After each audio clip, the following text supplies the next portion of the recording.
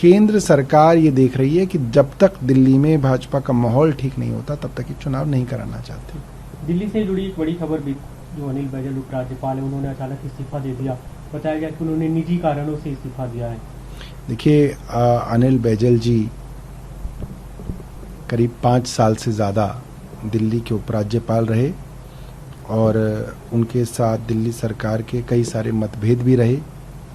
कई चीज़ों पे हम लोगों ने उनके खिलाफ धरने प्रदर्शन भी किए, मगर मुझे लगता है कि आम आदमी पार्टी के संघर्ष से हम लोग बहुत सारे विकास के कार्य दिल्ली में करा पाए। विपरीत परिस्थितियां होने के बावजूद जो है अनिल बैजल साहब के साथ हमने कई अच्छे काम किए। तो मैं उनको उनके जीवन के लिए अपनी पार्टी की तरफ से शुभकामनाएं दूंगा। उनके बेहतर स्वास्थ्य की हम लोग ईश्वर से प्रार्थना करेंगे। हम चाहेंगे कि जो भी वो आगे करें वो अच्छा करें, खुश रहें। देखिए, हम तो ये चाहेंगे कि कोई भी आदमी आए उसको दिल्ली की समस्याओं के बारे में जानकारी हो, दिल्ली के लोगों की समस्याएं वो समझता हो और दिल्ली की सरकार के साथ मिलके काम करने का उसके अंदर जज्बा हो।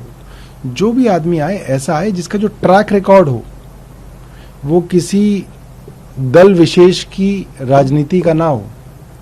ऐसा ना हो कि वो एक पर्टिकुलर विचारधारा का आदमी है तो वो जाहिर सी बात है फिर वो दिल्ली की चुनी हुई सरकार के साथ समन्वय नहीं करेगा। एक ऐसा आदमी आए जिसका जो ट्रैक रिकॉर्ड है। देखिए, जितने भी लोगों की आप जिक्र कर रहे हैं सब 50 क्या है 60 साल से ऊपर के लोग हैं। तो इनकी जो 40 साल की जो इनकी एक्टिव जिंदगी रही है उसका ट्रैक रिकॉर्ड इनका ऐसा होना चाहिए कि ये लोगों के कल्याण के लिए समन्वय से काम करने वाला इनका ट्रैक रिकॉर्ड हो, तो दिल्ली वालों को इससे फायदा रहेगा। कल एक और इस्तीफा हुआ कि मुख्यमंत्री उम्मीदवार थे उत्तराखंड चुनाव में, उन्होंने अपने पद से इस्तीफा दे दिया, आम आदमी पार्टी छोड़ दी। देखिए, कर्नल कोठियाल ने आम आदमी पार्टी के साथ 1 साल से ज़्यादा काम किया और उनसे हम लोगों ने बहुत कुछ सीखा भी। और हम लोग वो जो भी आगे करना चाहते हैं, मेरे को लगता है कि वो पूरी तरीके से समाज सेवा के अंदर जो है अपने जीवन का समय देना चाहते हैं। तो हमारी तरफ से उनको बहुत बहुत शुभकामनाएं हैं और अच्छा करें, यही हमारी प्रार्थना है। आपको क्या लगता है क्यों उन्होंने डिसीजन लिया? क्योंकि उत्तराखंड में आपका संगठन अभी भी है, संगठन बीते दिनों भंग किया गया था, नया संगठन तैयार हुआ। देखिए, वो एक सामाजिक आदमी है और हर आदमी का जो है अपना डिसीजन होता है। राजनीतिक काम कुछ लोगों को पसंद आते हैं, कुछ लोगों को नहीं आते हैं, और भी कोई कारण हो सकते हैं। मेरी कोई उनसे बात नहीं हुई है, बट जो भी वो करें हमारी तो उनके साथ शुभकामनाएं रहेंगी। हार्दिक पटेल जो कार्यकारी अध्यक्ष थे, उन्होंने भी कल इस्तीफा दे दिया अपने पद से और इसे कांग्रेस के लिए एक बड़ा झटका माना जा रहा है। ऐसे समय में जब कांग्रेस ने उदयपुर के चिंतन शिविर में कहा था कि हम युवाओं को आगे करेंगे। देखिए, गुजरात के अंदर तो कांग्रेस जो है धीरे धीरे खत्म हो रही है और ऐसा माना जा सकता है कि कांग्रेस का जो सबसे बड़ा चेहरा था वहाँ पे और पाटीदार समाज का जो सबसे बड़ा चेहरा था वो कांग्रेस के अंदर पिछले 5 सालों से उनकी अनदेखी भी हो रही थी। और वो कई महीनों से वो ये बात जो है अपने ट्विटर और अपने बयानों से स्पष्ट भी कर रहे थे कि कांग्रेस के अंदर लीडरशिप क्राइसिस है। और इसके बाद मुझे लगता है कि गुजरात के अंदर जो मुकाबला रहेगा, राजनीतिक मुकाबला, वो अब बीजेपी बनाम आम आदमी पार्टी रहेगा। क्योंकि बीजेपी के चिंतन शिविर में भी यही बात निकल के आई कि वो आम आदमी पार्टी के गुजरात में आने को लेके काफ़ी आशंकित हैं और कांग्रेस भी काफ़ी जो है घबराई हुई है। तो हमें लगता है कि ये अच्छा और रोचक मुकाबला होगा आम आदमी पार्टी बनाम बीजेपी। हार्दिक पटेल ने अपने इस्तीफे में जो रेजिग्नेशन लेटर लिखा उसमें लिखा था कि जब भी अपने शीर्ष नेतृत्व के साथ चर्चा करनी चाहिए तो वो या तो मोबाइल में बिजी रहे या किसी और काम में बिजी रहे। गुजरात के जो बड़े कांग्रेस के नेता हैं उनकी चिंता ये होती है कि दिल्ली से जो नेता आया उसका चिकन सैंडविच समय पे पहुंचा कि नहीं। देखिए, वो मुझे लगता है कि राहुल गांधी की तरफ जो है इशारा कर रहे हैं और राहुल गांधी के बारे में अक्सर जो है अलग अलग कांग्रेस के नेताओं ने, G23 के लोगों ने ये बात कही है कि Rahul Gandhi part time politician है। और एक पार्ट टाइम पॉलिटिशियन से आप इससे ज़्यादा उम्मीद नहीं कर सकते क्योंकि वो थोड़े दिन राजनीति करते हैं, फिर वो छुट्टियों पे जाते हैं या अपने अलग अलग चीज़ों के अंदर व्यस्त रहते हैं और उनकी वजह से कांग्रेस धीरे धीरे जो है ख़त्म हो रही है। और अगर कांग्रेस ने गांधी परिवार की लीडरशिप को नहीं बदला तो कांग्रेस लुप्त हो जाएगी। देखिए, पूरे विश्व की जो इतिहास है उसके अंदर आप किसी भी देश को उठा लीजिए कि एक समृद्ध देश कैसे बर्बाद हुआ, चाहे आप जर्मनी का उदाहरण ले लीजिए, चाहे आप श्रीलंका का उदाहरण ले लीजिए, चाहे आप अफगानिस्तान का उदाहरण ले लीजिए, चाहे आप पाकिस्तान का उदाहरण ले लीजिए।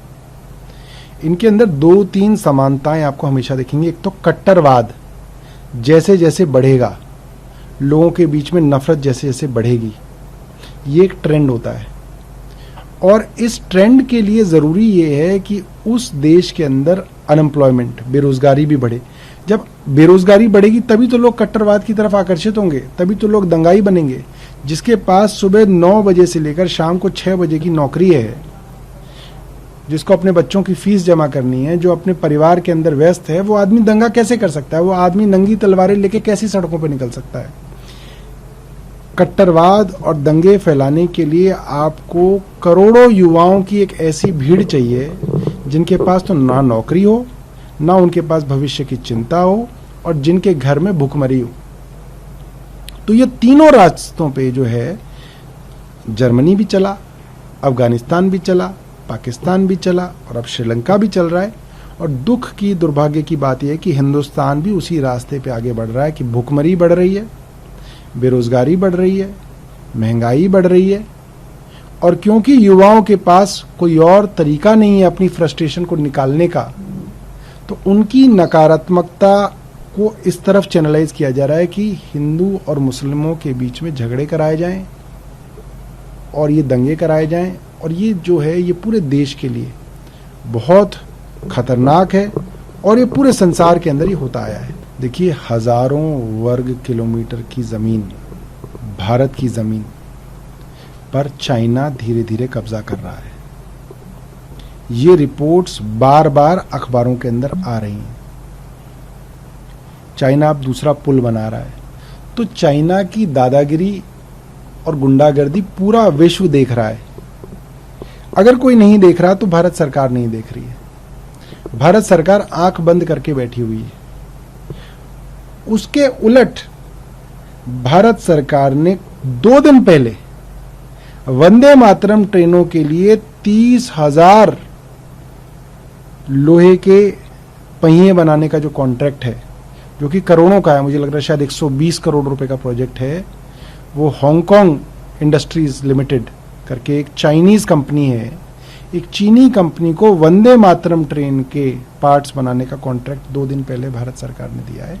मुझे लगता है बहुत शर्म की बात है कि आप चीनी मांझे का और चीनी झल्लरों का विरोध कराने के लिए तो छोटे छोटे व्यापारियों के पेट पे लात मारते हैं। जो चीनी झालर व्यापारी ने खरीद लिया, उसके पैसे की पेमेंट आप कर चुके हैं चीन की कंपनी को, उसका तो आप विरोध करते हैं कि साहब अब आप इसको बेचो मत, इसका घाटा आप अपने आप ऊपर ले लो, ठीक है। चीनी मांझे का आप विरोध करते हो, और भारत की सरकार वंदे मातरम ट्रेनों के पहियों का कॉन्ट्रैक्ट, करोड़ों रुपए का कॉन्ट्रैक्ट जो है चीनी कंपनी को देती है। ये तो बहुत गलत है। एक तरफ वो आपके देश को कमजोर कर रहे हैं, कब्जा कर रहे हैं, आप उनके लोगों को मजबूत कर रहे हैं।